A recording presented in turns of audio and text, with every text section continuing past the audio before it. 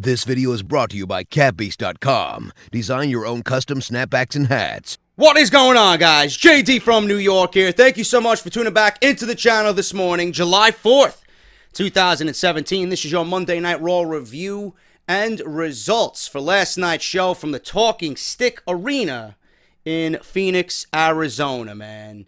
I want to thank everybody, as always, for your support of the channel. We had a very, very cool video go up yesterday where we did another Dream Matches episode for WWE 2K17, the road to WWE 2K18, and I'm giving you commentary over all of your desired Dream Matches that you'd like to see. Yesterday, it was Seth Rollins versus Okada. So last night, we uploaded that. Make sure you guys go and check that out. Very, very fun video. I hopefully have another one coming today. And I'll give you a little teaser. It's a tag team match. And the Ring of Honor Tag Team Championships will be on the line. Just throwing that little teaser out there for you.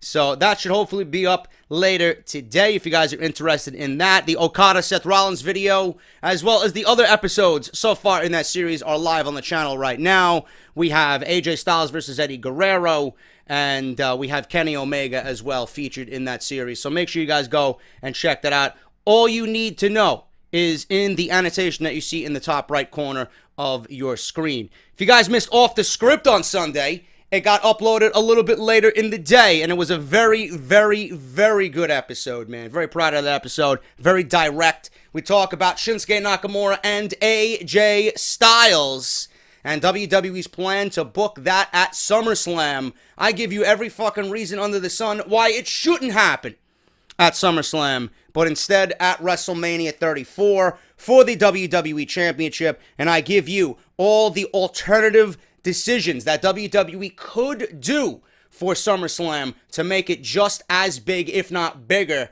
than if you want to book AJ Styles and Shinsuke Nakamura for absolutely no reason at SummerSlam. So we talk about all that plus so much more on Part 3. That is live. If you guys missed that, that will also be in the annotation. Parts 1 and 2 went up as well. We talk about Baron Corbin and his plans for Money in the Bank. And then Brock Lesnar wanting to extend this feud with Samoa Joe into SummerSlam. He doesn't want it to be a one and done. So Lesnar is pushing to extend this thing with Samoa Joe. And at this point, there's no way that it could be one and done because it's been so fucking great so far. It's been the only thing that's been watchable on Monday Night Raw for the past couple of weeks. So if you guys missed any of that, that is live on the channel right now. Letting you all know that Wednesday night on Twitch, I will be live reacting again to NXT. So we'll have a nice little hangout for a couple of hours. We'll hang out an hour before the show, and then we'll watch NXT together. And we'll be live reacting to Bobby Roode versus Roderick Strong for the NXT Championship. So if you guys want to join me over on Twitch, it's twitch.tv/JD from New York. All one word, man. It's JD from and then New York, man. So make sure you guys go and check that out. It's right in the actual layout here in the bottom left corner of the screen. If you're on Twitch and you guys want to follow me on Twitch, please do so. We'll be live reacting again tomorrow for NXT. It should be a lot of fun. We'll do a Q&A. We'll listen to some music. Should be a good time, man. Follow me on Twitter at JD from NY206. As always, we are nearing 20,000 subscribers. If you guys want to subscribe to the YouTube channel, thank you to everybody that has subscribed this week. We are very, very close to 80,000. We're about 800 away from 80,000, so I can't wait to hit that number. It'd be nice to see a different number besides the fucking 79 that YouTube has pretty much stuck me with for the last couple of months because of their shitty algorithms. But YouTube, if you guys want to subscribe, hit that subscribe button down below and the bell for notifications so you guys know when I upload daily. And when you do hit the bell, make sure you turn on all notifications so that you guys are getting notified for all my uploads and not only just some. You guys want all uploads, man. So thank you to that. If you guys want to support the channel, as always, quickly, patreon.com/JD from NY206. If you guys want to support through Audible, Audible is offering all new listeners 30 days free to try their service out with one free audiobook of your choice. Just fill out the appropriate information. A lot of wrestling-related content on there. Justin Roberts' book, I'm hearing a lot of people cashing in on that, man. If you guys want to hear some shitty backstage stories from Justin Roberts' own words about, what? Who was that, Raw? Who was at Raw? Okada? Okada was at Raw? I didn't see him. We'll talk about that in a second. Kevin Dunn and Justin Roberts. You know, Justin Roberts talks about Kevin Dunn and all the bullshit that he does. And, you know, the shitty backstage politics with Vince McMahon and all the higher-ups of WWE. He documents all that in the book, man. So if you guys are interested in that and you want to listen to it for free, you can certainly do so using our link, man. audibletrial.com/offthescript. Like I said, 30 days free, compatible with iPhone and Android, and it's an absolutely amazing way to support what I do here on YouTube and this show, man. So that's audibletrial.com/offthescript. And if you guys want your t-shirts, man, Barbershop Window is having a major sale starting tomorrow. I will let you guys know about it on Twitter, man. This is going to be a big deal. This is probably just as big as if it was a Black Friday deal for the holidays. So if you guys want your t-shirts, if you've been on the fence about buying a t-shirt, Barbershop Window is going to have a major sale starting tomorrow, man. You're going to save 20% off. And I will give you guys all the information on Twitter. But if you do want to check out what's on the shop right now ahead of time, you can certainly do so. barbershopwindow.com/offthescript. $19.99. They ship worldwide. 9 different designs on there, and I got 2 or 3 different new designs brewing right now, man. So there should be new merchandise up there for you guys, and if you guys want to go check it out, if you've been on the fence about some of the old designs, if you want the JD is Negan, the Roman Reigns Get Off My TV, the original Off the Script logo, the Goon City, Eva Marie, Get Off My TV, the new Hit List t-shirt, Get Off My TV, it's all on there, man. You're going to save 20% off starting tomorrow, so make sure you guys are following me on Twitter for all the appropriate information. Thank you all so very much. Let's get into this Monday Night Raw review, man. I want to go over a few things before we get into the actual review. Coming from New Japan Pro Wrestling, and a lot of people have asked me, JD, are you going to be covering the G1? Yes, I will. I have not watched Night 1 yet. I know Night 1 was almost 4 hours with Cody and Kazuto Okada. I didn't watch that yet, okay, for the IWGP Heavyweight Championship. I will watch that. I will be reviewing it in full. I want to wait till, being that I do get Access TV, I want to wait till they air Night 2, which is coming up on, I believe, on Friday. So I'm going to DVR that. I'm going to watch Part 1 sometime this week, and then I'm going to watch Part 2 sometime this weekend, and I'll bundle it into one big review for you guys. I'll only be reviewing the tournament itself, and I'll be reviewing Cody versus Okada. That's it. Because I know Kenny Omega won the United States Championship. Congratulations to him. I figured that they would give him the title as a consolation prize. I don't see him beating Okada. I don't see Kenny Omega becoming the IWGP Heavyweight Champion. I do think that he is coming to WWE in 2018. That's just me. But we'll talk about all that when I actually do review the G1. But with Okada, the Rainmaker Okada spent this past weekend tearing it up in California at the G1 special in USA. He made one more stop before heading back to Japan. Apparently, based on multiple videos shot by fans last night in Phoenix at the Talking Stick Arena, the IWGP Heavyweight Champion was seen leaving the arena in Phoenix after Raw went off the air. Okada had previously stated that he would never, and this is coming from Pro Wrestling Sheet and Ryan Satin, who is a big New Japan guy, he would never be interested in working for WWE.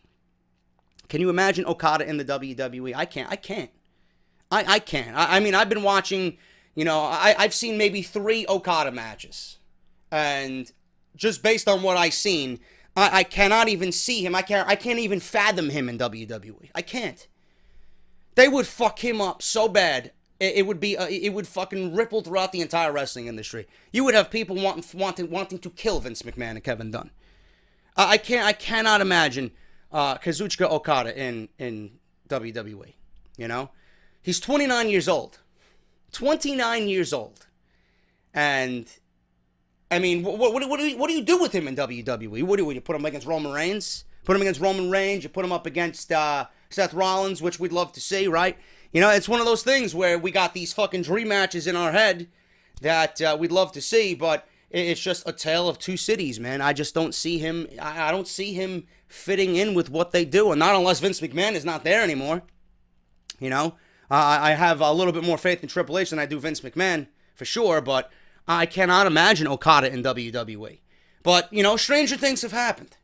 Stranger things have happened. And the way things are going with New Japan right now, to be perfectly honest with you, you know, I watched some of New Japan on Access TV before I did House of Glory on Saturday. I was watching it on Access TV. They did a whole block.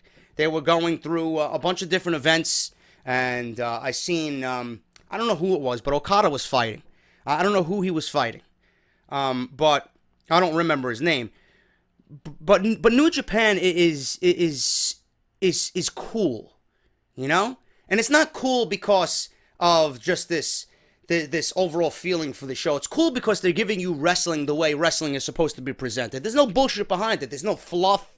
There's no rappers on the fucking show. There's no dancing fucking teddy bears. There's no fucking Titus catering. There's no fucking 2-minute matches. You know? Seems like everything is of great importance. And they make everything feel important. And the one thing that I noticed, you know, with New Japan when I was watching it on Access TV, it's the presentation. They give you a real sports-like feel to the presentation. And I'm watching this and I'm thinking, why doesn't WWE do these little subtleties to make the shows feel different and special? You know, you go from Raw to SmackDown to a pay-per-view, and it's all the same fucking feeling.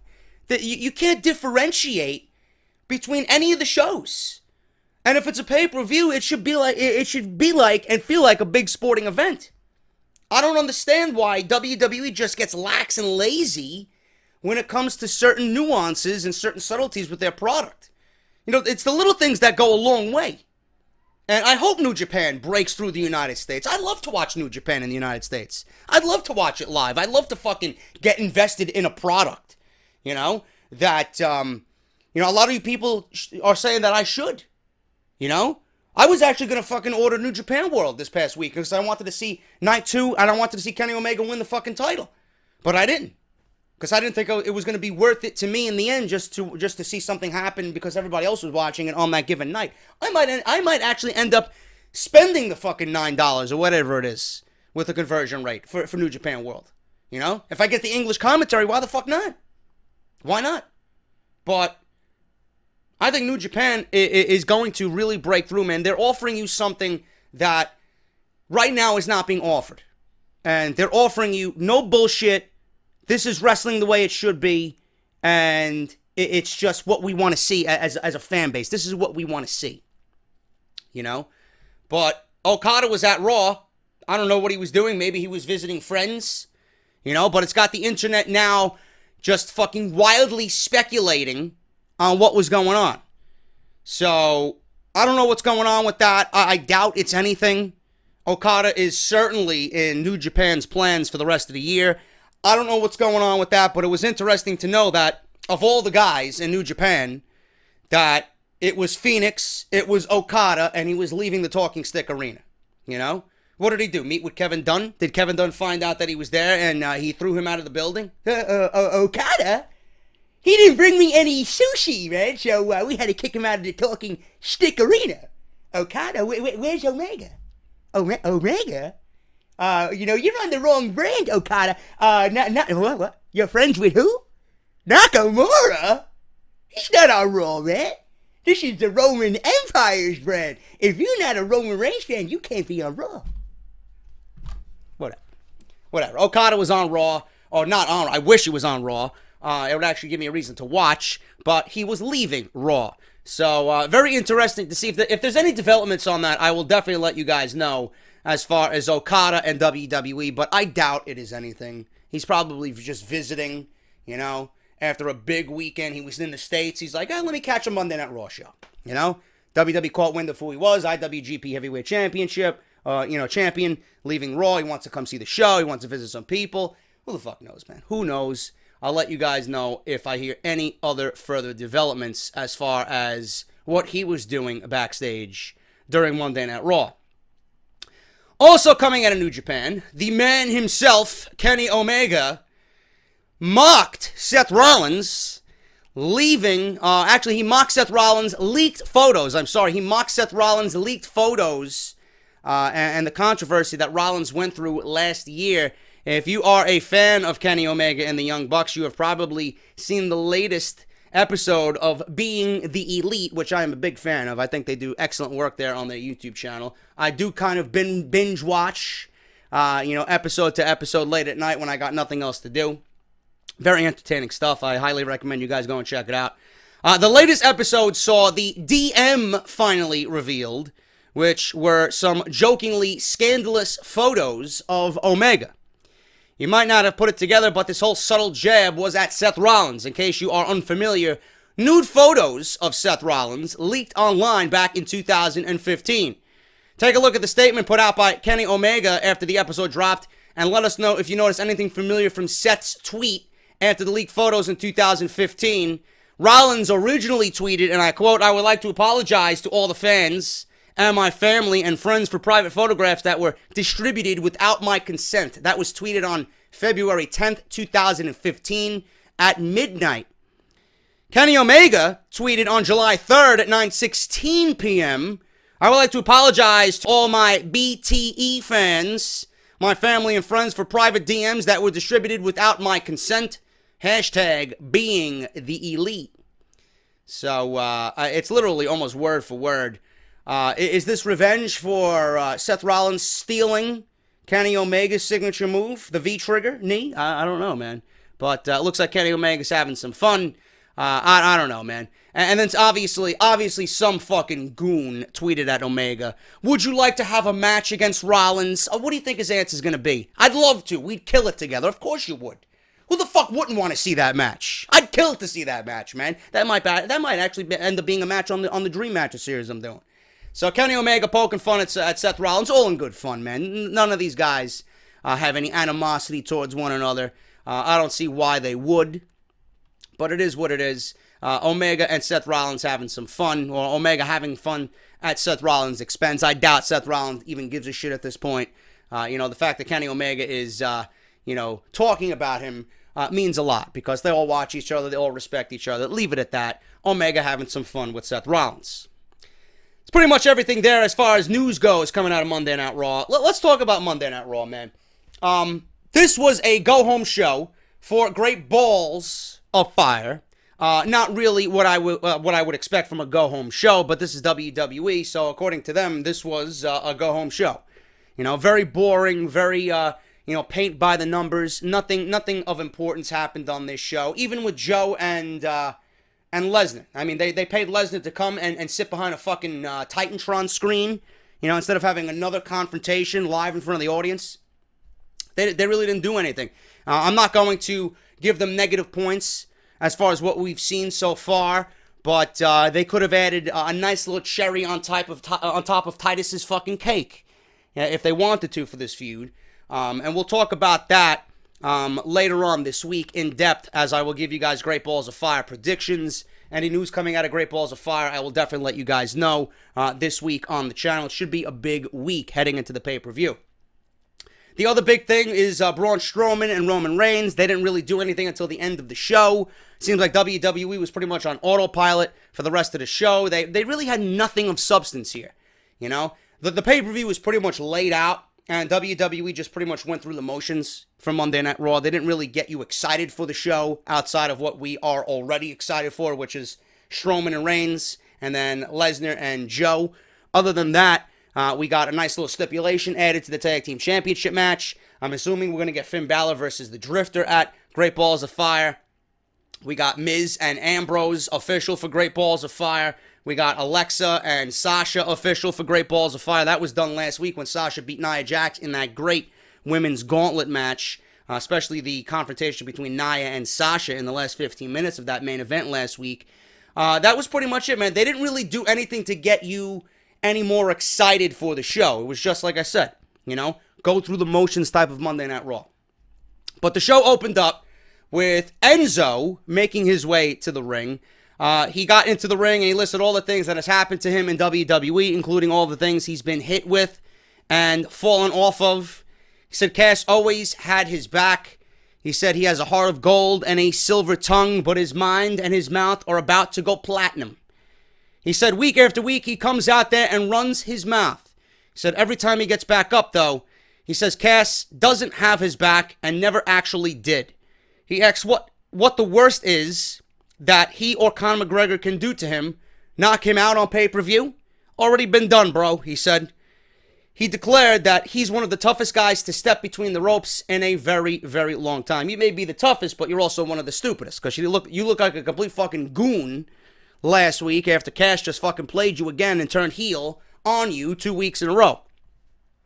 Said his dad raised him well and he's grateful. He talked about how grateful he is for kids who wear the Certified G t-shirts because it helps him put food on the table. He said his standing there is evidence that his mouth has never dug a hole so deep that he couldn't climb out of it. He said he knows who he is and where he is going. He's going straight to the top now. Enzo's got lofty goals. You ain't going to the top, bro. You ain't going nowhere. Cass is going to the top. You? I don't know. He ain't going anywhere near the top, though. He says he's dug himself out of 7-foot holes. He said Cass is nothing more than a 7-foot catchphrase that I wrote. He said Cass shouldn't be surprised next month when the merchandise check comes in and it reads 0 dimes for Big Cass. I like that line. I really like that line. He added that unless you start writing a check that says Casshole, and then the music began to play. He was about to leave the ring, and he wanted to come back and added something else that I don't know why he couldn't add with the original promo. His music played, then he's like, turn the microphone back on. I got something more to say. He apparently forgot to say something. He said that they were brothers, he reiterated. He said that they would be ride or die, or that they would be ride or die. They were ride or die. But that part of him is dead because it rolled down his face with one gangster tear when he killed it. He said the boot that punched his lips was like CPR, and all it did was bring new life. He says he is an army of one now, and he's going to be all he can be. All eyes on me. Don't know the reason for the extra, verbiage there. That could have been all said in the beginning. Didn't really need to come back and have his music play, pick up the microphone, and make it all dramatic. I don't know why they started the show with this. That's another thing I was wondering. But it looks like Enzo and Cass are going to go one-on-one at Great Balls of Fire. This, unlike Joe and Lesnar, which that should be a continuation, this is going to be one and done. It's going to be Big Cass beating Enzo because Big Cass is the money. Enzo, you got to give it to Enzo, though, man. He's not going to be successful in this feud or this mini feud with Cass, but he's certainly showing you that his talent is definitely on the microphone. You got to commend Enzo here. Very, very good on the microphone. I just don't see this being good for Enzo in the end. Cass is going to beat him, right? Cass is going to beat him at the pay-per-view. They'll probably have Enzo in the corner of Big Show at SummerSlam. Get Cass a big win over a big giant to kind of solidify his singles run right out of the gate. But I don't see anything going on for Enzo after that. I really don't. So him coming out and say that he's going to be an army of one, that he's one of the toughest guys, to step foot in the ring. You're building him up and you're giving everybody false hope about Enzo. Because he knows, and WWE Creative certainly knows, they're not going to do anything with Enzo. I doubt that they do anything with Enzo of any importance on Monday Night Raw. So where does this guy actually fit? What I see is you got to use Enzo for what he does great, and that's his microphone skills. He's gonna fit into a role where he's a spokesperson or a manager of somebody. I don't know who that's gonna be, but you got to use him in that way, because between the ropes, he ain't going nowhere. I don't believe him as a character. I don't want to get behind him as a character because I just don't care. But Enzo and Cass going to be one and done. And then after that, Enzo's going to be fucking just shit out of luck. Nothing to do on Monday Night Raw. So after that promo from Enzo, Big Cass was seen watching a monitor in the back. Charlie Caruso walked up to him and asked for comment. Cass says that, I've never heard anyone talk so long without saying anything. He said after Sunday, he won't be walking the walk because he won't be walking at all. He said Enzo may call him a 7-foot catchphrase, but he's actually where the money is.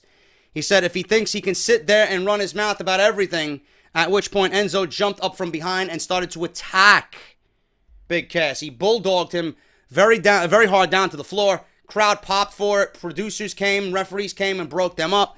So it looks like the match is pretty much all but official for Great Balls of Fire. It's going to be Enzo versus Big Cass in what I think is going to be, they'll probably have Enzo make some type of scrappy comeback late in the match, but it's going to be a quick affair with Big Cass getting the win Sunday night in their match at Great Balls of Fire.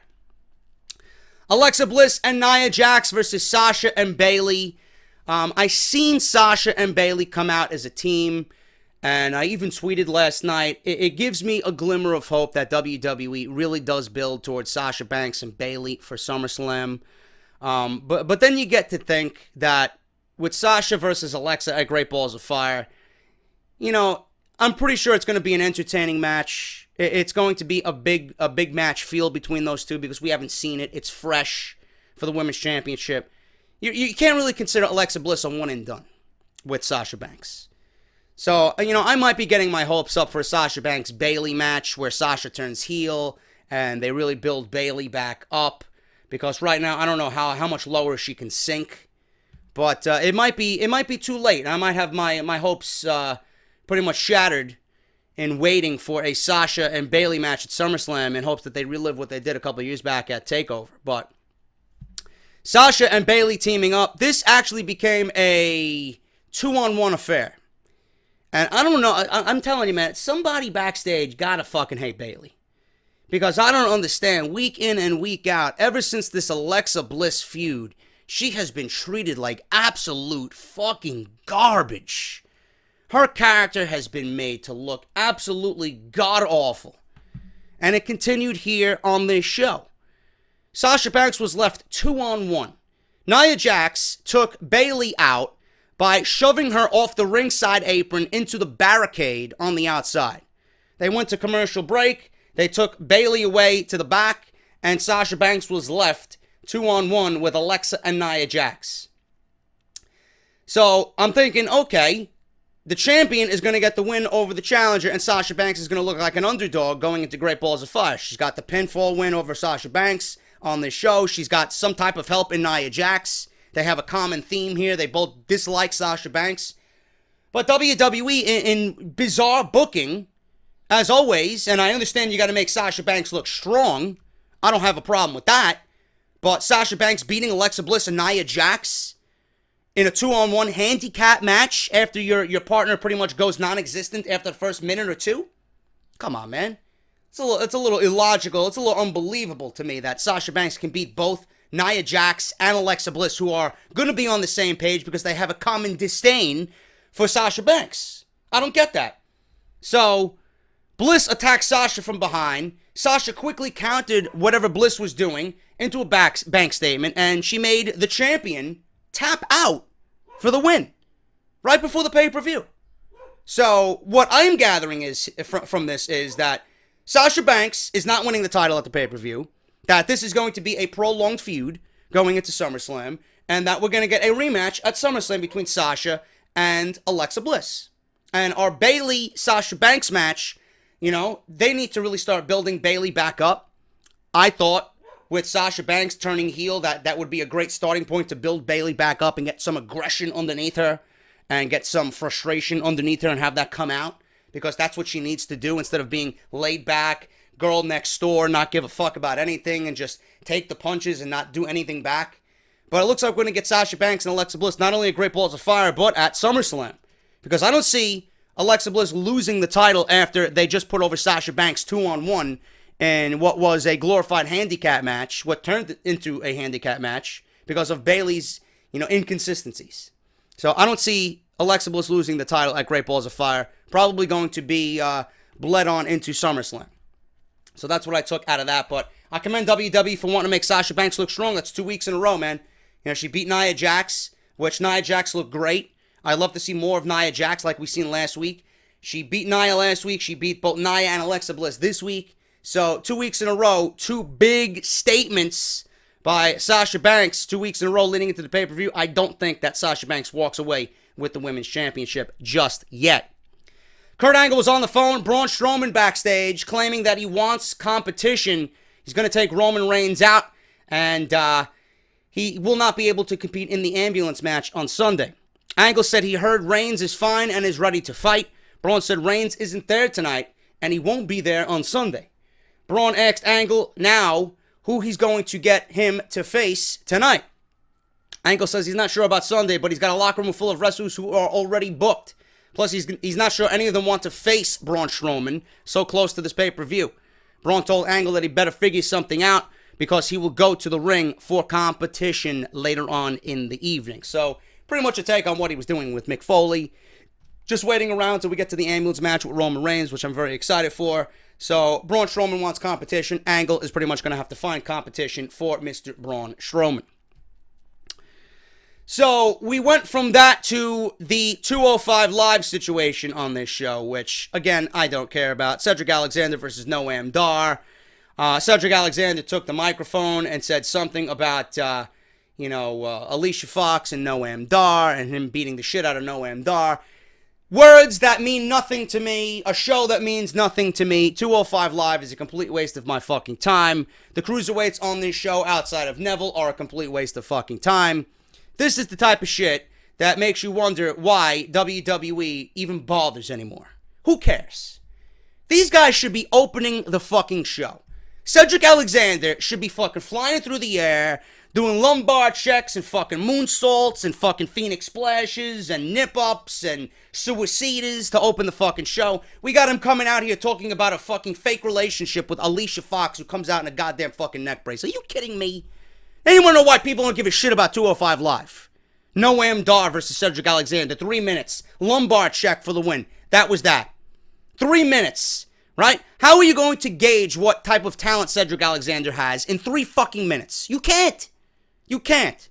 And the latest rumor is WWE wants to make some changes to 205 Live. You know what their changes are? We reported it on Off the Script this past weekend. They want to add an authority figure to 205 Live. These guys don't need an authority figure. An authority figure is going to get me to watch 205 Live? I want to see fucking action. I want to see flips and dives, and I want to see an alternative to what we don't see on Monday Night Raw. These guys were supposed to be the alternative. These guys were supposed to be the shot of adrenaline. These guys were supposed to be the needle in the arm to fucking get you to say, holy shit. You know? They're not doing anything. Cedric Alexander is just like Seth Rollins and Bray Wyatt. Meaningless. Absolutely meaningless. Right? All I heard from the Cruiserweight Classic on Noam Dar is a guy to look out for, JD. He's got so much talent. This is what they're doing with him? This is what they're doing with him. Unreal. 3 minutes. Lumbar check for the win, and something that absolutely nobody gave a fuck about. So good luck with that GM role, whoever takes that GM role on 205 Live. I'm sure that's really going to spice up the show the way the fans really want from the Cruiserweights. So we got Miz TV, Miz, Maurice, Bo Dallas, Curtis Axel. Curtis Axel and Bo Dallas look fucking good standing next to the Miz, man. I gotta say, especially Bo Dallas. I could do without the fucking bandana. I don't know what the fuck he's looking like, but Bo Dallas is looking like a fucking beast, bro, with that beard and the fucking hair, right? You know, he's looking more like, he's looking more Wyatt family than Bray Wyatt is looking Wyatt family nowadays. You know? Bo Dallas actually looks more serious than Bray Wyatt does. So, Miz is in the ring. He predicted that Lonzo Ball will be the biggest bust in NBA history. Just like that fucking segment last week was one of the biggest busts in Monday Night Raw history. He took a dig at former Phoenix Sun point guard Steve Nash. Steve Nash was a fucking beast, bro. I can take a stab at Steve Nash. Said he has turned Bo and Axel into big stars in the Miztourage. Then he talked about Dean Ambrose. He said when he first arrived in WWE, he was supposed to be the unorthodox next Rowdy Roddy Piper. I actually raised my eyebrows when he said this, man, because there is some truth to that. You know, a lot of people with Jon Moxley, Dean Ambrose, and that whole shtick down there. Remember when he was about to feud with Mick Foley, right? We seen some dashes of Roddy Piper. We seen some dashes of Mick Foley. We seen some dashes of Brian Pillman. You know, maybe a dash of Terry Funk in there. And you mix that all together, and that's a beautiful fucking mix. How can you fuck that up? Right? And now look at Dean Ambrose. Just look at him 4 years ago, 5 years ago, and then you look at him now in 2017 and look at the drastic change that WWE has done to just ruin his character and make it stale and boring. How do you take that formula, which was fucking great, down at FCW and NXT, and then you put him on Monday Night Raw, you put him on the main roster, and now he's doing corny jokes, and he's the sole member of the Ambrose Asylum. There's nothing crazy about Dean Ambrose. The only thing that's crazy is WWE Creative and how they booked this fucking guy. The Miz even said instead he became a wacky character and would rather tell a joke than accept the real truth. So there's obviously some truth to whatever the Miz is talking about here on this show. The real truth is Dean Ambrose can't handle success. He noted that every time Dean was in the main event, he caved under pressure. The pressure I revel in, I flourish in, he said. Dean Ambrose had some high-pressure situations, and he excelled in those high-pressure situations. Not every one of them. But he did deliver some good matches on SmackDown Live. You know, when he was feuding with AJ Styles, and they had that triple threat match, I believe, which was at No Mercy, which opened the show. It was Ambrose, Cena, and AJ Styles. Great fucking triple threat match back in, I believe that was October. And then we had the TLC match with Ambrose and AJ Styles in the main event, that TLC match in December, which was fucking fantastic. One of the best matches of 2016. So Ambrose is capable of a great main event. But just like everything, you know, everything that Monday Night Raw touches, it turns to fucking garbage. So this is not something that we should be surprised at. You know, same thing with The Miz. He does more Miz TV segments than wrestling on this show. I miss him being on SmackDown. It's like Monday Night Raw, they take whatever SmackDown did, and SmackDown built these guys up. Monday Night Raw takes them, and then Monday Night Raw brings them right back down to where they were before they hit SmackDown. It's disgusting. It's absolutely disgusting. So Dean Ambrose walks out, says that The Miz has them all figured out. I love jokes so much. What I think would be hilarious is if we had a rematch for the Intercontinental Championship right here tonight. Heath Slater and Rhino walked out to the stage. Slater told everybody to hold on, that he is the last man to beat The Miz in the ring. Dean wasn't. It was him. He said he's never had a shot at the Intercontinental title. He said he's been in the WWE for 8 years and never had a title shot. He talked about having kids. Said he's earned an opportunity at the title for his kids. Dean says that when he was a kid, he learned an important lesson about waiting your turn. So then Miz did his deal. When my hand goes up, your mouth goes shut. Miz says that he'll give Dean Ambrose his rematch when he decides to. So Kurt Angle comes out. You know, we have to add another fucking, you know, a party to this entire unimportant situation. The Intercontinental title scene on Monday Night Raw is completely fucking it's just boring. It's absolutely fucking boring, man. How many months now can we have Dean Ambrose and The Miz? We've seen it on SmackDown for a little bit, and then they abandoned it because The Miz got into his feud with John Cena. I don't know what possessed WWE to say, you know what? That was an interesting feud that people, I think, wanted to see. We'll just relive it on Monday Night Raw. No, this has gone on way too long. It's overstayed its welcome. I don't even give a fuck about this match going into the pay-per-view. I don't. So Kurt Angle comes out, says The Miz will defend his title against both Dean Ambrose and Heath Slater. At that point, I'm thinking, all right, we're getting a triple threat match. At least it's something different at the pay-per-view. No, he does the complete opposite of what should have been done. He gives Heath Slater the title shot on Raw, and then he's going to defend the title if he could beat Heath Slater at the pay-per-view against Dean Ambrose. Why couldn't we get the triple threat match at the pay-per-view? At least it would have been something completely different. Not that I want Heath Slater mixed into the Intercontinental title scene, but at least it would have been something outside the boring, generic Dean Ambrose-Miz feud. So we had The Miz, who wasn't even dressed to wrestle. He was in Prada sneakers, right? Or Louis Vuitton sneakers, I believe. And he was in tight white slacks with a white dress shirt, right? He wasn't even dressed to wrestle. So the match itself wasn't even that bad. It wasn't even that bad. But during the match, they go to commercial. We come back from commercial. The Miz has a huge split right down the fucking backside of his pants.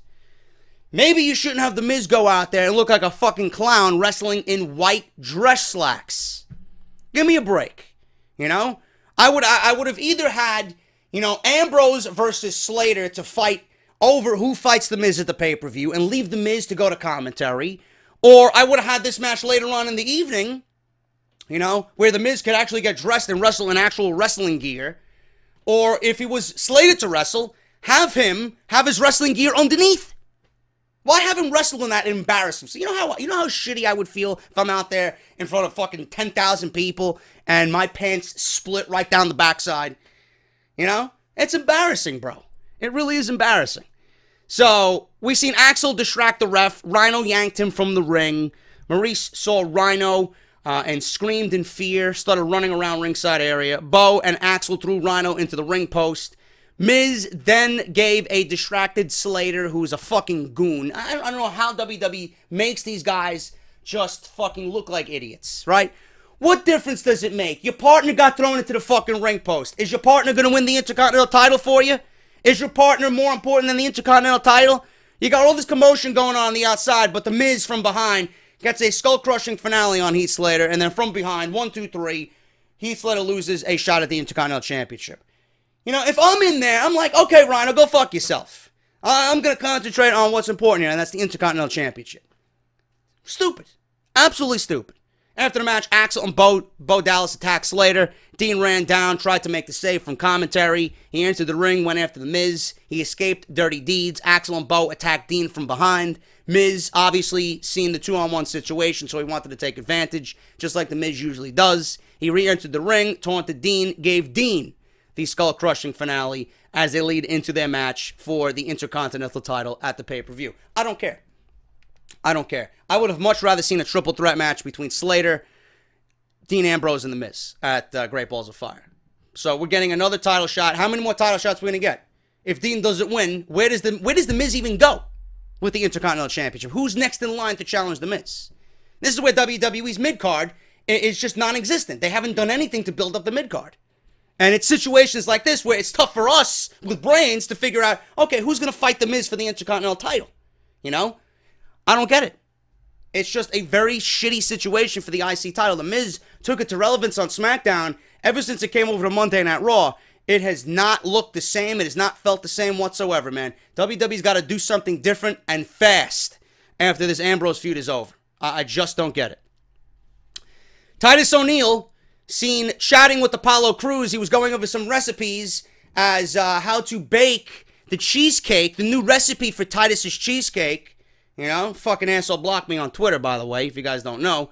Titus was saying facing Braun Strowman is a perfect opportunity for Apollo Crews.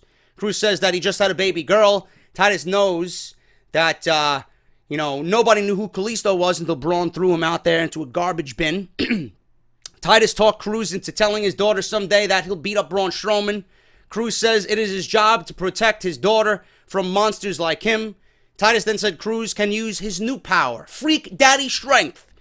Titus coined the catchphrase, Crews can't lose, and they sang it together in cringe-like fashion, by the way. Nobody cares. Again, segments like this is why people reach for the remote and just change the fucking channel. Goldust in the middle of the ring had a world premiere, The Shattered Truth. So Goldust is in the ring. Thanked everybody for making the film possible, including you little people. He said the only thing that shines brighter than a star is gold. He threw to the big screen for a movie-like presentation of Goldust ring entrance last week with glorious music and glamorous lighting effects. Then it showed R-Truth coming to the ring and Goldust attacking him. As Goldust reveled in the film, he was going crazy. He was fucking touching himself and everything. Truth showed up from behind with a box of popcorn. He tackled Goldust. Goldust kept trying to get away, but Truth held on and eventually threw him shoulder first into the ring post. Goldust retreated, and R-Truth music played in the end of this fucking unimportant segment. I don't know, I was actually enjoying the Goldust vignettes. I really was. But is it me? Or do you guys feel it too? I already don't give a shit about Goldust. I don't. I mean, this clearly I thought was shaping up to be the pre-show match at the pay-per-view. I doubt this even makes the pay-per-view. I don't know why it would. But they didn't even book this match for the pre-show. They booked the Cruiserweight Championship match for the pre-show. Why are you booking the Cruiserweight Championship with Neville and Akira Tozawa on the pre-show instead of this? I don't understand that. Again, yeah, it really makes me care about the Cruiserweight and what the title means to WWE. It means nothing. It means absolutely nothing. I couldn't give two fucks about this feud, R-Truth and Goldust, and neither do the fans. After 2 weeks, WWE's already fucking ruined it. You know? Who can possibly give two fucks about this shit? Nobody. Last week's beatdown was fucking pitiful. This week was nothing but fucking garbage as well. Alright, 2 weeks, it's over. I'm done with it already. I don't care. There's no emotional investment from the fans. I wanted to see Goldust back, but you're feuding me against somebody who nobody gives a shit about. WWE has not gone all in with the Goldust character. Go all in, right? He had the movie director, he had the fucking cameraman, You know, bring him out there with the gold robe and the wig. Goldust is half of what he used to be back in the 90s. In the late 90s. If you're not going to go all in with this character, then don't do it at all. Don't even know why they broke them up at this point. Fucking irrelevant garbage that nobody cares about. You know? I've wanted to see Goldust come back in a prominent role. I think he still has a lot left to give. But, you know, I don't think Goldust is going to go anywhere unless this feud is over and done with. This R-Truth feud is holding the Goldust character back. You know? Put him in something and make him fucking devious. Make him mean and evil. You know? That's the great thing about the Goldust character back in the late 90s. He had that fucking homoerotic bullshit that was entertaining for the character. But on top of that, while you thought like, okay, I'm raising my eyebrow at this, I don't know what the fuck they're doing with this guy, this is weird and bizarre, Goldust behind all of that was fucking vicious. You know? That's what they need to portray here with Goldust. If you're not going to go all in with the character like you did in the late 90s, then don't bother doing it. It's a shell of its former self. It's not going to translate well from 1998 to 2017 unless you go all in. But they don't seem to understand that. Kurt Angle made a stipulation with Sheamus and Cesaro defending the tag team championships against the Hardys. They now will battle out for the Raw Tag Team Championships in a 30-minute Iron Man match format, which is very interesting. I don't remember the last time we've seen a 30-minute Iron Man match for the Tag Team Championship, but Sheamus says that's the best decision he's made since becoming GM. He says that just sealed the Hardys' fate because the Hardys were made for sprints, whereas they were made for the distance. Cesaro wants another match with Finn Balor tonight. So WWE has been buzzing about their last match, which was decent. It wasn't all that great. I wasn't buzzing about it. I'm a part of the fucking universe. I wasn't fucking buzzing about Cesaro and Finn Balor. He said he and Sheamus said they don't just set the bar, that they are the bar. So that was it, you know. There are rumors that Matt Hardy has been cryptically tweeting more so than he has been in the past about the broken gimmick.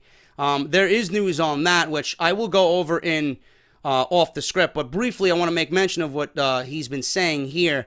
Dave Meltzer said on the latest Wrestling Observer podcast radio show that Hardy's and Anthem Sports are very close to a deal.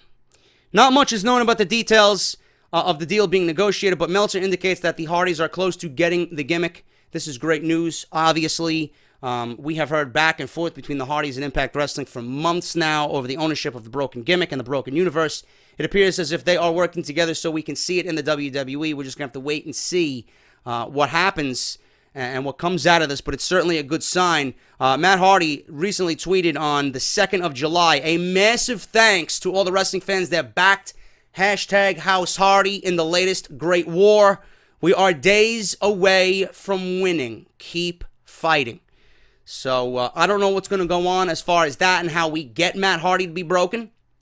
But the other rumor is that Sheamus is going to be filming a movie with Josh Duhamel, who just did Transformers. He's going to be filming a movie with Josh Duhamel. He's going to be out for the next 2 months. So it's possible that the Hardys could win the titles back, and maybe we see the Revival step up on Monday Night Raw, which they haven't been featured at all, you know?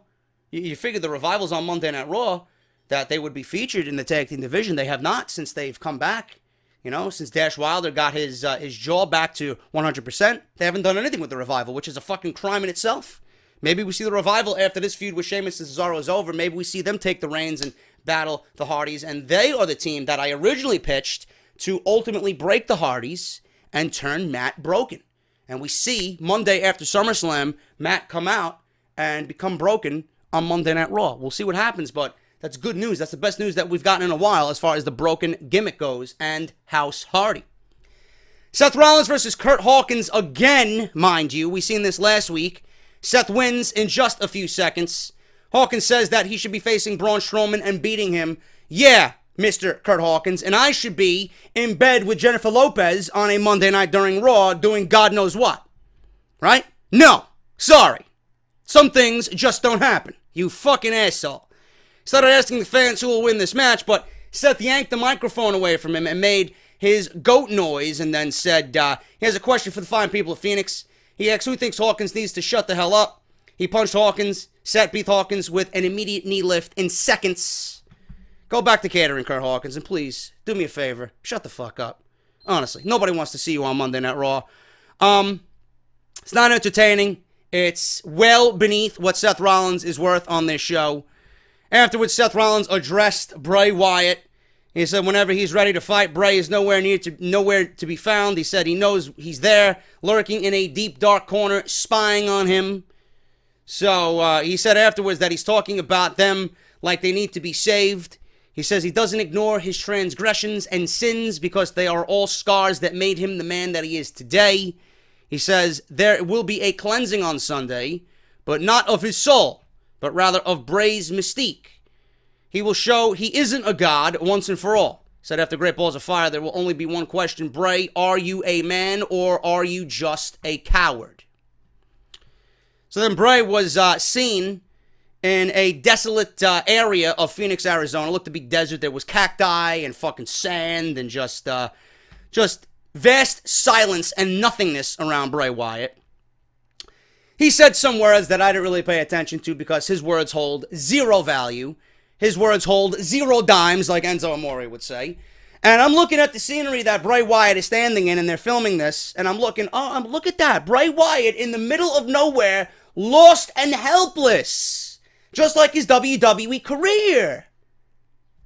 They painted a picture-perfect scenario for Bray Wyatt. Put him in the middle of nowhere, just like his WWE career. That's all I got out of that. Do you honestly give a fuck about this Seth Rollins-Bray Wyatt feud? Why the fuck are they even fighting? What are they fighting over? I don't get it. But do you care? No, you don't. This is beneath Seth Rollins. Seth Rollins has been the best in-ring performer for Monday Night Raw since WrestleMania. And this is actually disrespecting Seth Rollins. Bray Wyatt is absolutely, and I hate to say this, he's absolutely fucking irrelevant right now. Anything that man says, anything that man utters from his mouth means absolutely nothing. You talk about being reset, you talk about Bayley being reset, Bray Wyatt needs to fucking become a full-fledged babyface. He needs to start feuding with the fucking heels. Something needs to be done about this guy, you know? The only thing that would make me give a fuck about Bray Wyatt is if, JoJo starts getting in the ring and starts dancing alongside Bray Wyatt, and Bray Wyatt gets on his hands and knees and starts fucking feeling JoJo's ass after the match. Follow the buzzards, you know? But I doubt WWE even has the balls to do that. That's the only thing that's going to make me care about Bray Wyatt. But Rollins and Wyatt at the pay-per-view, who gives a shit? Nobody fucking cares. Michael Cole introduced Joe and Lesnar with Paul Heyman on a split screen. When he tried to ask a question, Joe said nobody was here to hear Michael Cole's questions. Good job, Joe. Good job. Joe took over and asked Heyman how it felt when he put him out. Lesnar then interrupted and said, "You're fighting me on Sunday, not Paul Heyman." Joe says he'd get to him in a second. I love that because he's treating Brock Lesnar like, listen, bro, shut the fuck up. You know, I'll deal with you when I'm ready. Like, this is Brock Lesnar we're talking about. You know? And Joe is just treating him as like, move to the side, bro. Let me talk to your advocate first. I love that. Joe is a fucking beast.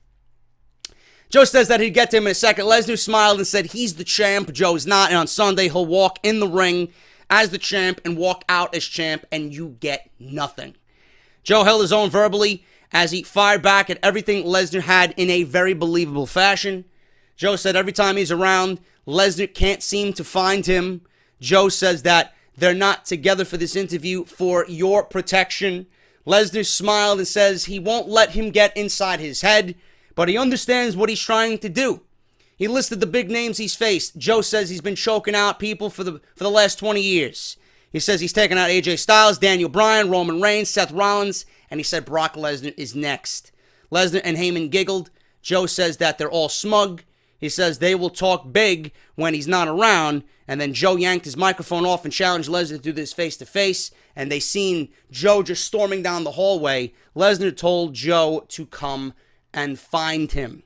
Like I said, Joe was seen wandering the backstage area yelling Brock. Referees told Joe to wait till Sunday. He pushed some producers around. He told Adam Pearce not to touch him. Angle got in his face. Joe yelled, "Where's Brock?" Joe broke into the room where Lesnar and Heyman were, but he was held back by a lot of security guys as Lesnar verbally baited him to try and do something. Joe yelled, "Let's go," and then they cut away to commercial break, man. That was very good. That was very good. I understand that they didn't want to have another physical altercation right before the pay-per-view because we already seen a pull-apart brawl in the ring with Joe headbutting Lesnar. We already seen Joe get the coquina clutch on Brock Lesnar. But this was good. This was good. It's not going to do anything to get me any more excited about the match because I'm already at peak excitement for this match. But I thought this was very well done. It made Joe look like he should. He looks unafraid. He doesn't give a fuck about what Brock Lesnar's telling him. And this is Brock Lesnar of all people. This is the Beast Incarnate. This is a former fucking UFC champion. This is a former WWE champion. You know, this is fucking Brock Lesnar, one of the toughest men to walk this earth. And Joe is just like, I don't give a fuck who you are. You know, I'm coming at you. He's hunting down Lesnar in the back, whereas anybody else wouldn't be hunting down Lesnar. Joe looks like a fucking superstar out of this, and there's no way this can be a one and done. There's no way. This has to bleed on into SummerSlam. This has to bleed on into SummerSlam. You're not going to have Joe go into Great Balls of Fire, lose, and just merely be a stepping stone for Brock Lesnar to ultimately drop the title to Roman Reigns. No. Now, Joe is worth so much more than that. You either play the cards right and you do this and do right by Joe and extend this to SummerSlam and you push everything back. You know, this is WWE, you know, and they're booking and not really them. This is them not really thinking about what type of talent they have. This is what they expected out of Joe before he won that Fatal 5-Way at Extreme Rules. Yeah, this will be a one and done, and then we'll get to either Strowman Lesnar or Reigns Lesnar. And now Joe is proving them completely wrong. He's taking the ball and he's running with it, and he's proving everybody wrong right now. And this needs to result in one of two things. One, Joe wins the title, and you build him up as a legit fucking monster because there's no reason why anybody would not take him seriously after what we've seen and after he beats Brock Lesnar. You will have a legit monster that's there full-time that brings the title to the brand full-time. That's one. Two, you end this match in some fuck finish at Great Balls of Fire, and if you want to include Roman and Strowman, what a match this would be at SummerSlam. Imagine this headline SummerSlam, right? It takes a match off the card, right? It takes one singles match off the card, but you put these individuals all in one match, and you make room for something else that could be on the show. Imagine this headlining SummerSlam. Lesnar, Strowman, Joe, and Reigns in a fatal 4-way for the WWE Universal Championship. Imagine that. You want to make it no DQ, elimination, all that fucking bells and whistles? Fine. I would love to see that. An elimination fatal 4-way match at SummerSlam. That's the only other thing I would recommend here. Either way you look at it, Joe and Lesnar are not done following Great Balls of Fire. It either ends with Joe winning the title or Joe getting a rematch, and then you include Lesnar, Strowman, Reigns, and Joe himself in a fatal 4-way. Because if Reigns and Strowman have their match at Great Balls of Fire, right, I'm going with the fact that, you know, WWE wants Reigns and Lesnar to be pushed up because they want Reigns and Cena at WrestleMania. What if Strowman wins? What if Strowman beats Reigns at Great Balls of Fire in the ambulance match and wants a title shot? You know, Reigns is going to come out and say, listen, you know, I was the one who put Strowman out in the first place. I deserve a title shot. I already made my claim with my announcement. I want a title shot. Joe, right, comes out and says that he wants a rematch. Put them all in one match. What a colossal main event that would be. You know? Holy shit. Does that not get you fucking excited about SummerSlam? Just the thought of those four guys in the same ring together? You know? Instead of doing, you know, a Strowman versus Joe or a Lesnar versus Reigns. I don't mind the multi-man matches if they make sense. We've seen way too many of them this year, but that would be fucking phenomenal. But all I know is this cannot be a one and done. With the way Joe has excelled here, and with the rumors of Brock Lesnar wanting to extend this feud past Great Balls of Fire, there's no way this is a one and done feud. No way. So I'm looking forward to seeing what they do, because WWE has to know this is not going to be one and done. You're not going to use Joe as a stepping stone for Brock Lesnar to ultimately drop the title to Roman Reigns. No. Now, I've been pushing for Strowman versus Lesnar too because it's a fresh match. We could definitely see that down the line. But right now, with the way Joe has been excelling here and has taken the ball and just fucking proved everybody wrong, There's no way. There's no way right now you are not going to include him in the World Championship title picture at SummerSlam. There's no way. So it's going to be interesting to see what WWE does at SummerSlam. Neville versus Mustafa Ali. This was a glorified squash. Mustafa Ali got in some offense, but for the better half of this match, Neville just completely destroyed Mustafa Ali. Rings of Saturn for the victory here. 6 minutes. Ali charged Neville. Neville immediately clotheslined him, took his head off. Rings of Saturn submission. Neville looking great, man. I don't know what they're doing with Neville. Neville shouldn't even be in the Cruiserweight division. Neville should be hanging with the fucking big boys on Monday Night Raw. Rollins and Joe and, Reigns. He's been doing some fucking great work. If anything, the Cruiserweight division gave him a platform to get his character over. I could find Neville believable in a match against Rollins and these other guys on Monday Night Raw. That's who he should be in the ring with, not fucking Mustafa Ali. Cruiserweight division is absolutely garbage. After Akira Tozawa, who is there? Neville is going to be without an opponent. I don't understand who they got lined up for Neville after this going into SummerSlam. I don't. He's ran through everybody, and nobody else on that roster is believable. Just, again, further proves the fact that WWE has went with the Cruiserweights the completely wrong way. Completely wrong way coming out of the Cruiserweight Classic. And Neville has been doing the best work of his WWE career. Where does he go from here? He's going to beat Akira Tozawa. There's no reason to believe why Akira Tozawa is going to beat Neville. Where does he go from there? He beats Akira Tozawa, and who's next? The only way you're going to get anything done with the Cruiserweights is if you bring in maybe a Chavo Guerrero or Rey Mysterio, right? He needs a fucking big name to challenge him for the title of King of the Cruiserweights. And right now, there's nobody in that division that can even come close to that. Finn Balor, he went one-on-one with Cesaro. What is it with the fucking Kevin Dunn camera angle where he pans over Finn Balor as he's leaning on the ropes and he's got his crotch right in the camera? I mean, whose idea is that? Who wants to see that?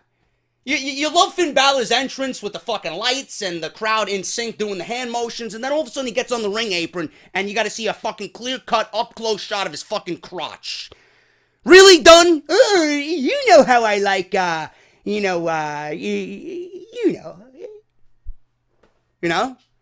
It's ridiculous. Absolutely ridiculous. I noticed it last night. I'm like, what the fuck? Come on, bro. I know Balor's a ladies' man and all, but Jesus Christ. Anyway, Balor and Cesaro, this went 15 minutes. This was a fun match. Kind of slow at first, but it picked up in the end. This was crazy towards the end, man. We had Cesaro dropkick Balor, face first over the edge, onto the ring apron. Matt and Jeff were on commentary. They seen some tomfuckery going on by ringside. So Matt comes out because Elias Sampson is just interfering. He just strums his guitar in the aisleway. That distracts Finn Balor. Matt and Jeff Hardy come from the commentary table. Matt gives Sampson a twist of fate. Sheamus then gave him a bro kick. Jeff then leaped off the apron onto Sheamus. Cesaro then gave Matt an uppercut. Balor surprised Cesaro with the drop kick. He then threw him into the ring, landed a coup de grace for the win. Very good match, very fun ending where everybody got involved. You had Sheamus, Cesaro, and Elias Sampson, and then you had Jeff, Matt, and Finn Balor, all pretty much intertwined with each other because those are two matches that are going to be taking place at Great Balls of Fire. We got Finn Balor versus Elias Sampson, and then we got the Hardys versus Sheamus and Cesaro. Very fun ending. Finn Balor gets the win, but, very generic. Everybody got involved. It was very fun, and it did its best to pretty much hype their matches at the pay-per-view on Sunday. That's all it did, but it was a very fun ending. We go from that to Braun Strowman versus Apollo Crews. So, we got Strowman coming out, and Strowman pretty much went down, saying that he wants competition. He called for Angle to reveal who he accepted his challenge. Titus and his music played. Titus O'Neil, Titus Worldwide, Titus Catering, however you want to fucking describe this guy. Titus music played, and he walked onto the stage. Titus told Braun that he's a big man with a big plan, but everyone starts off with a plan until they get punched in the mouth. He said most nights he'd walk down to the ring and slap him in the mouth. Sure you would, Titus. Sure you would. Right? You tell me you would come out at catering and fucking leave your delicious grilled garlic and herb chicken to come punch Braun Strowman in the mouth? Really? Who are you gonna leave Titus Catering in the hands of. You know, Bo Dallas and Curtis Axel aren't there anymore. You know, and Apollo Crews, apparently he just had a newborn baby, so he can't be doing the duties when he's got to do daddy work. Who's going to be in charge of catering, Titus, as you go punch Braun Strowman in the mouth? Fucking dumbass. Said he is the man, he said the man, whom he's about to introduce is going to give him more competition than he bargained for. He said he's a first-time father, which means he is ready to prove monsters can be defeated. Then he introduces Apollo Crews. Crews entered the ring. Braun pretty much took to him very early. Cole and Corey Graves said that this would get ugly very fast. Titus psyched up Crews at ringside. Titus got, Crews motivated. He started to get in some nice shots, use his speed against Braun Strowman. You know, he dropped Braun Strowman, which was surprising. Cole got excited for a second. Apollo Crews went for a standing moonsault. Apollo Crews went for a standing moonsault after he dropped Braun Strowman. Now, I don't know who set up this spot, but congratulations to you. You just gave us the spot of the night. This was the best part of Monday Night Raw. In 10 seconds, this was the best part of Monday Night Raw. Apollo Crews went for a standing moonsault. He flipped up in the air. Braun Strowman on his back lifts his legs and like fucking a leg press. Fucking with ease. He catches Apollo Crews in midair with his feet and flings him halfway across the ring with his legs. Corey Graves was laughing hysterically at this spot, laughing out loud at the fact that he could not believe the sheer strength. It made everybody just like, holy shit, what a fucking spot. Kicked him out of midair and flung him across the ring with his bare feet in a mid-standing moonsault position. Braun Strowman is absolutely fucking the best thing about Monday Night Raw. The best thing about Monday Night Raw. Booker says he's never seen that in all of his years of pro wrestling. Strowman then picked up Apollo Crews and power slammed him several times before pinning him. Titus entered the ring afterwards. He gave Titus a power slam to end this thing. So that was that. After this was all over, he takes Apollo Crews and drags him through the audience and into the back. There's an ambulance in the aisleway, right by the stage. So he takes Apollo Crews to the ambulance. He opened the door, and he threw Apollo Crews into the fucking ambulance, right? Banging on the fucking door. Drive away, drive away. Ambulance is not moving. Braun Strowman's like, what the fuck's going on? You know, I told you to go. He's in the ambulance, go. So he knocks on the ambulance door very gently, 3 times. He's like, what the fuck is going on? So he goes over to I actually thought Roman Reigns was going to pop out of the back seat, or the back of the ambulance. When he went to open it and Apollo Crews was about to be thrown in, I thought Roman Reigns was going to come out and fucking Superman punch him right from the back of the ambulance. That didn't happen. But he threw Apollo Crews in there. After 3 attempts to try and get this ambulance to just drive off with Apollo Crews in the back, Strowman's like, what the fuck's going on? Let me see who's in the driver's seat. So he's looking into the driver's seat. He doesn't see anything. He opens the fucking door. Roman Reigns pops out, pops Braun Strowman right in the fucking mouth. Right? So they're brawling on stage. Reigns threw Strowman into the video screen. I